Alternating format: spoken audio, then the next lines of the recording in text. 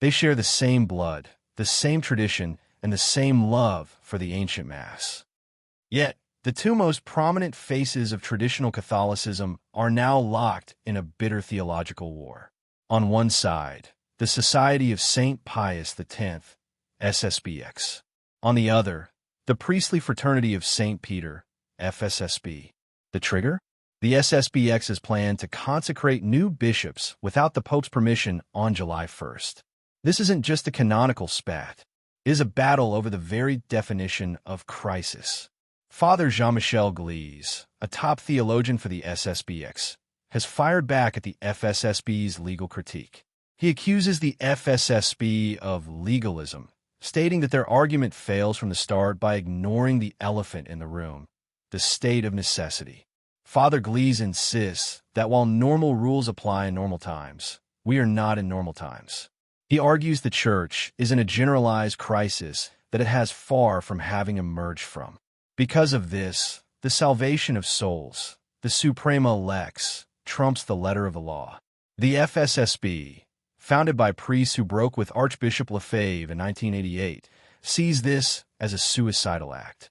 They were the ones who chose obedience over rebellion, and they warn that consecrating bishops against the Pope's will isn't heroism, it is schism.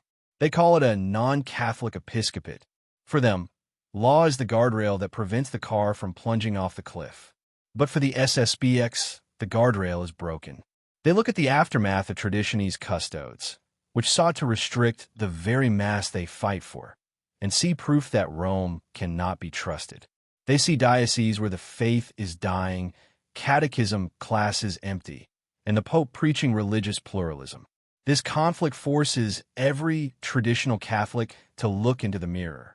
Cardinal Sarah, a giant of the faith, endorsed the FSSP's critique, calling their text luminous and reminding us, it is not we who save souls.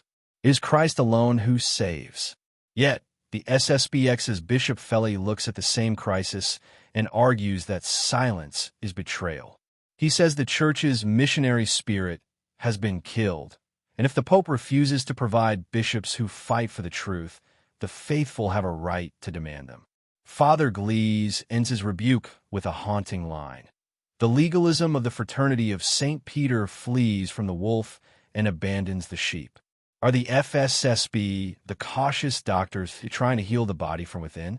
Or are they the hirelings who run away when the wolf comes, leaving the flock to be devoured by a crisis they refuse to name? The choice is painful. But in a church that claims to be one, watching her children choose between two radically different ways to love her is the most tragic sign of the times.